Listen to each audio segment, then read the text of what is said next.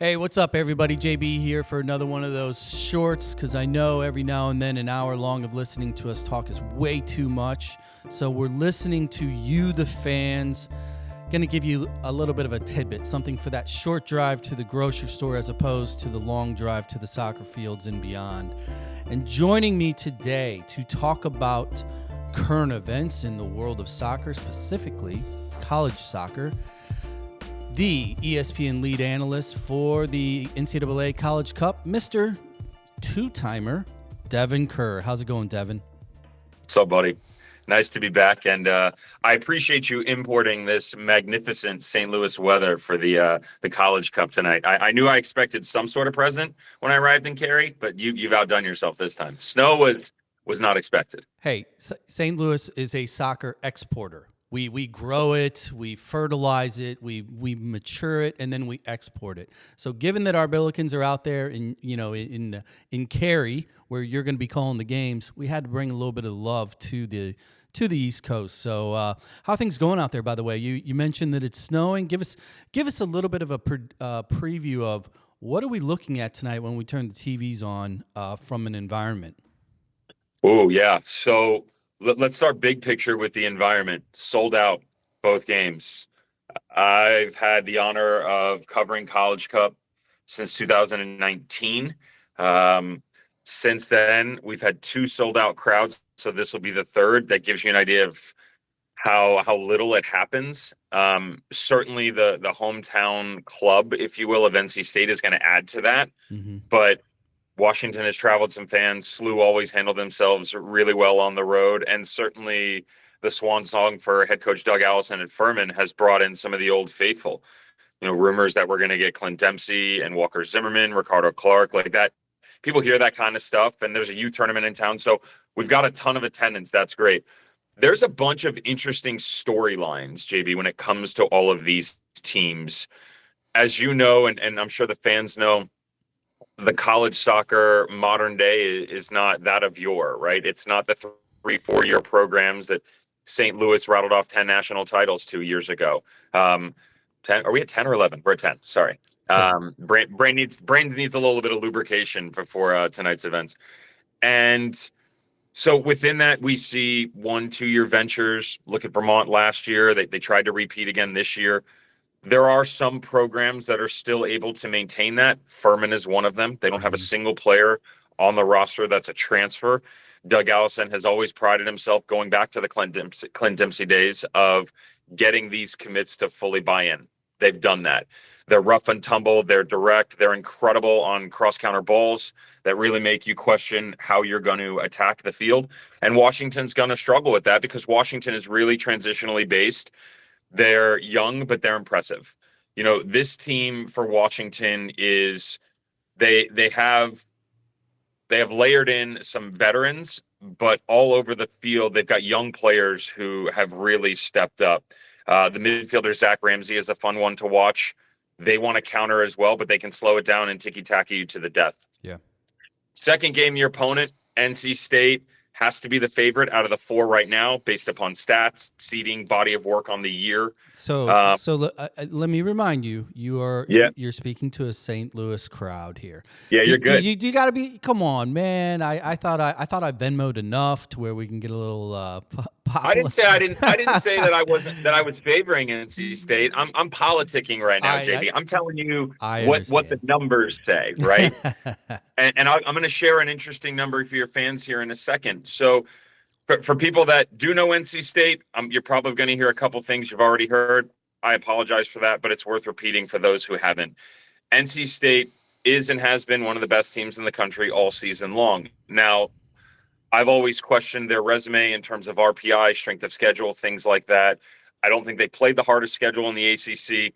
I don't think they beat the best teams in the ACC. You've got a player in Donovan Phillip who second best scorer in the country, but has really struggled to do it against top quality opposition. Now he's got 2 goals in his last 3 games, right? But this team is the best defensive team in the country. I know St. Louis fans aren't going to want to hear that, but it's because of the full 11 and their ability to counter quickly. They're awesome on set pieces. Markovic is an absolute menace at center back role. To me, he's the best defender in the country in this season. But there is something to be said for the resolute nature of the Bills, right?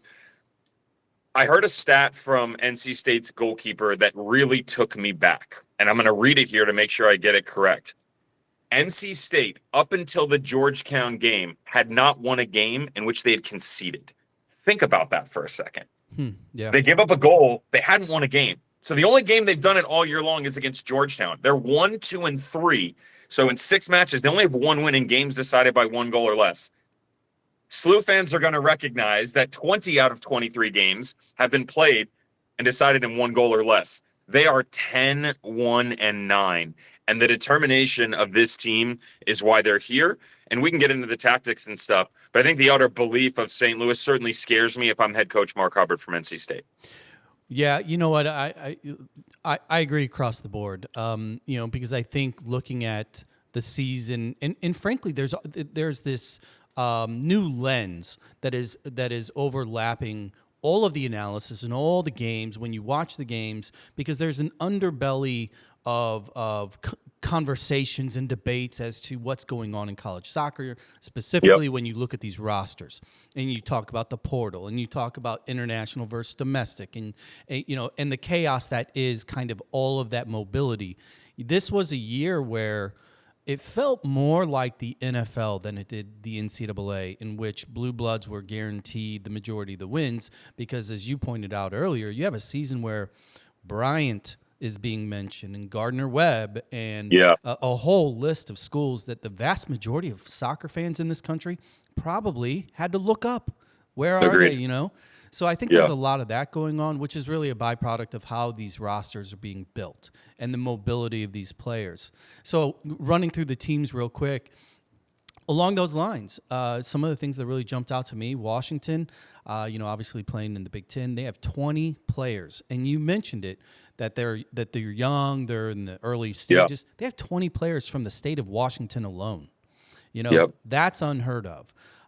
Furman has a very low number of international players, again, bucking the trend of this, all these Europeans are taking over college soccer. Well, that's not proving out. When you look at those two teams, NC State is pretty, I would say it's the most diversified of the four for sure when you look at the roster. And then talking about our SLU Billikens, freshmen, all over the place that are getting on the field and making an impact. Players like Nick Schramm and obviously Jack DiMaria, the son of Jeff DiMaria, SLU All-American. So it's just kind of like I look at these four teams, and the thing that a lot of social media loves to hate on college soccer really isn't playing out when you look at the Final Four. Would you agree with that? I would agree with that. I think, look, there's a word that is primarily utilized in modern day football when it comes to internationals and the transfer portal, and it's transactional, right? I would be quick to say that the transactional nature of college soccer has always existed. The ability to take advantage of it in a good way has become much more available to managers. So agree or disagree with this, it is a fact. If you look at NC State, right, Mark Hubbard, his bread and butter, New Hampshire, since he's come to NC State, is about getting players from other programs. Now, that could be a guy who's been there for a year, and it could be a guy who's looking for a senior grad season and wants a swan song. That's fine. There is something that you have to give credit to, a large portion of his ability to take a transplant player, their background, and inject them into what he feels like is how he wants to play. And here comes the buzzword that everybody hates, and I totally get it: the culture, right? Right. Then you get a player like Jack DiMaria, whose dad, legend in the SLU, right, All-American, played with Kev Kalish. Kev watched him grow up in his backyard. So there's that side. That's still transactional too. People say, well, how's that possible? Well, and again, people in the St. Louis environment will understand what the possibility was for Jack to go straight to St. Louis City. That doesn't mean he could have gone somewhere else or the rights could have gone there. It doesn't mean he couldn't stayed with St. Louis City too. This is still transactional. So finding a way to get the best relationships out of all of this is what every coach is looking to. And it is quite poetic that with all of the changes that we've seen in college soccer, we do have programs that are primarily domestically based, and two that are really ingrained in American soccer. Doug Allison, head coach of Furman, 31 years at the helm. He's actually part of the reason that he's stepping away is he doesn't like the direction that it's going. Yeah. He's been very honest about that. I sat with him in meetings yesterday, coming to tears. You know, I when I was 17 years of age, one of my club teammates played on Clint's team in, was it 02 or 03, whatever that was. And I went and visited him. Super cool guy. Still the same guy now, very different college environment. And again, going back to all the storylines, transactional, yeah. It's kind of fun, though, to watch things play out where, you know, Doug Allison said it best. It's nice to know that the old college way can still get it done. Whether they win the final or not, who knows? But there are a lot of young, opportunistic individuals who are going to be on the field tonight that have come from this country and that have come the college route, and I love seeing that. Do you think that, you know, and I agree, I think the term culture is abused to the upside and the downside, probably more the downside these days, because it's really hard for a program to say, you know, come here for the culture whenever you can simply look at the tenure. You can look at the roster and you can look at the turnover, and it's like, I'll get someone next year. Yeah, you know, right? well, that's that's transactional. But do you think that, like, this particular Final Four and really the elevation of the game from a popularity standpoint, specifically, there's more college soccer on television than there's ever been on. I mean, you could, any night of the week during the fall, you can turn on Big Ten Network, ACC Network, ESPN Plus. You're going to find a game, right? Go back 5 years, 10 years, 15 years ago, especially, that didn't exist. So Never. It's out there. And I do think that the next generation of potential college players are starting to figure it out. If I want to go play there, I probably need to watch these games to see, can I do that, right? So here's where I'm going with this, and I want to ask your opinion on it. Do you think when you look at, as programs look at the Final Four and they look at the makeup, they look at the DNA, and if they truly take culture into as a relevant metric, do you think more programs might start to be like the imperative nature of winning now versus, you know what, this can work if we do look at a little bit more of a foundational approach that is, you know, not 1+ years or 2 years of eligibility. Maybe we look at 3-year players. Ideally, the biggest advantage of a 4-year player is your alumni network. And you and I both know, if you do not have an alumni network, these programs are constantly, what do we do right now? Yep. Yeah. So I would say that I am in agreement on the foundational side. People are so hot take and critical in the modern day of sport, of everything, really. It's insane. But when it comes to the sporting side of things, they fail to look at the layers. You have to go further back. And we briefly talked about this in 2023 when you guys were kind enough to have me on for the first time, where what are we teaching a 18-year-old kid that after 1 year and it doesn't go their way, maybe being a high school American, 1 year it doesn't go their way, that you can just take off and go find it somewhere else. Tantrums don't work like that in the modern world. Right. They don't work like that in the world in general. And certainly that crap ain't going to fly in my household. So you then peel it back and it's okay, well, where does the psyche of that 18-year-old, forget whatever team is playing College Cup, like this is any college team, where did that start? Is this the first example of this behavior? Was he jumping clubs at the youth level? Did his parents allow him to do it? It's very difficult for me to sit here and say, yes, the foundational piece is so important and I believe it works. I fully do believe in that. But this isn't just a head coach college soccer thing. This is much different than that. This goes into, you want morals and values.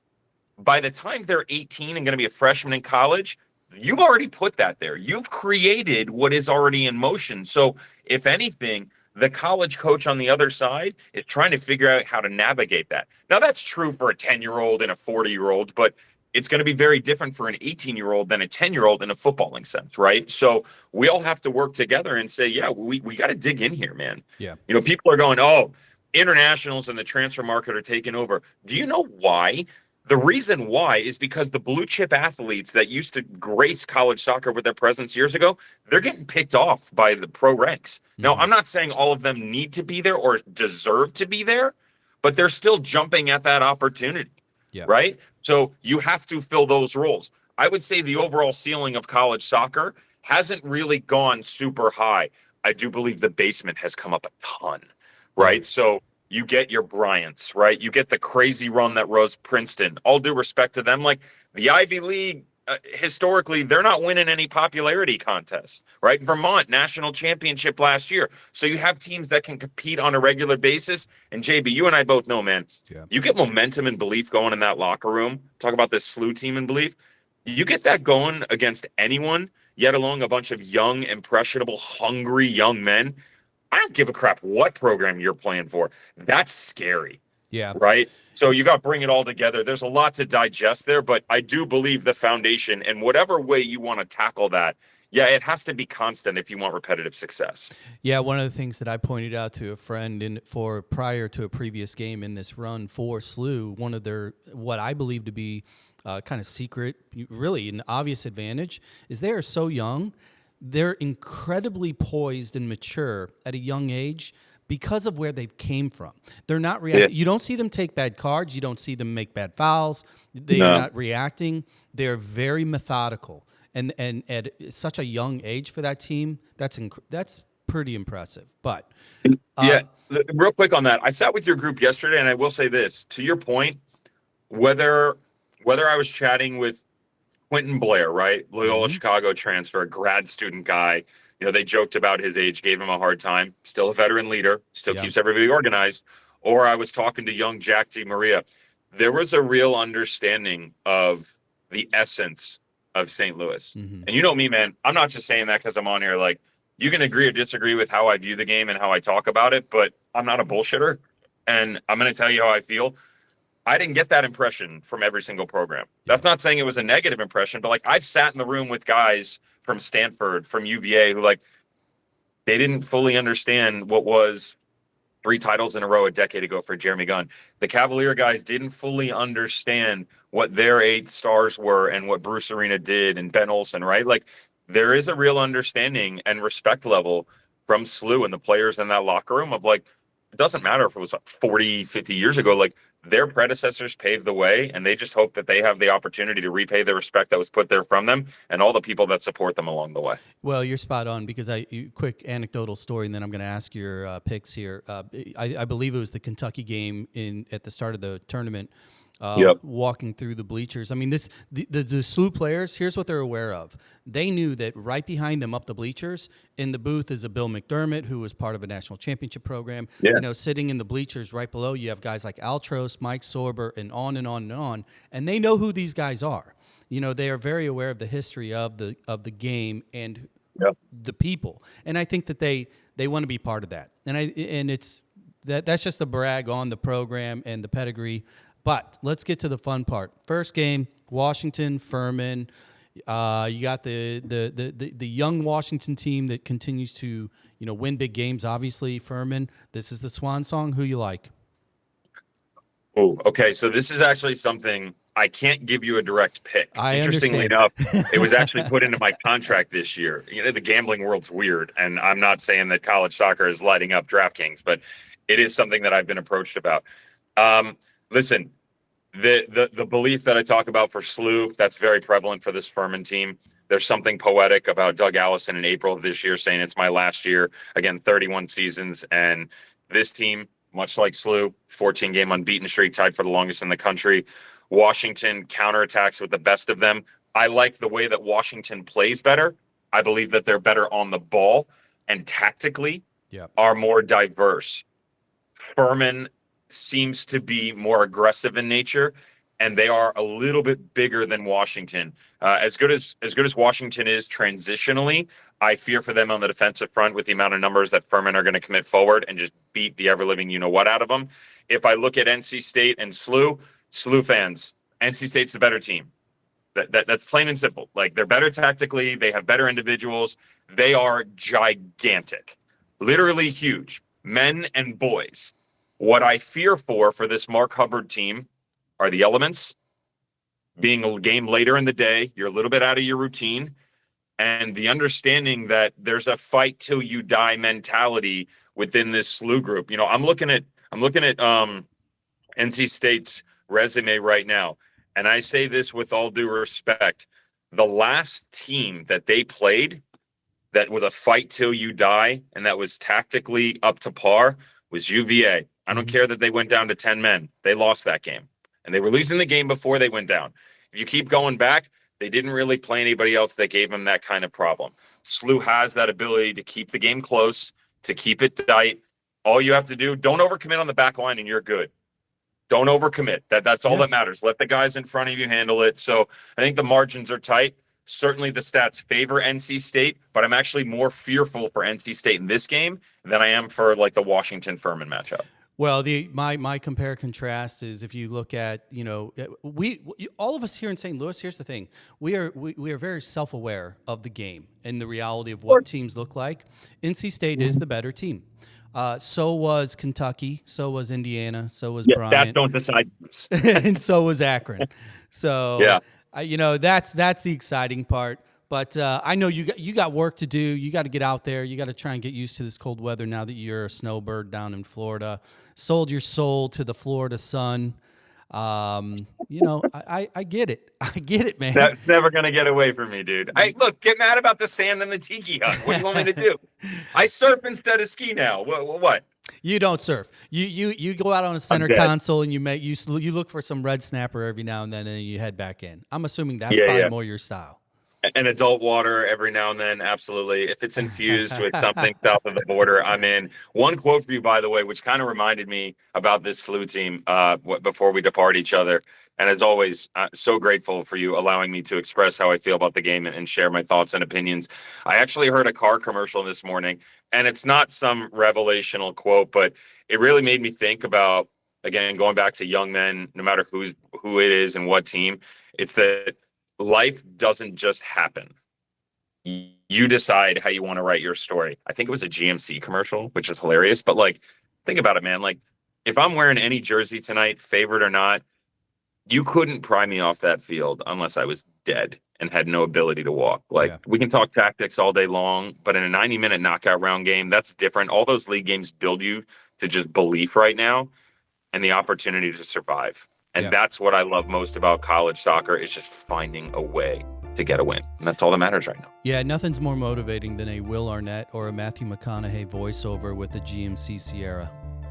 Yeah, 100%. Really gets the blood flowing at 9:30 in the morning when it's snowing outside. There we go. Well, hey, Devon Kerr, lead analyst, ESPN College Soccer, going to be covering the games through the weekend. Thanks for joining me, man. I'm sure we'll be in touch for future endeavors. I'll put a link to your Twitter page too for those of you listening. Follow Devon on Twitter. He likes to poke bears there as well. So Devon, good luck tonight, man. Much love, buddy. Good luck to you and SLU. All the best. Awesome. Thanks for having me.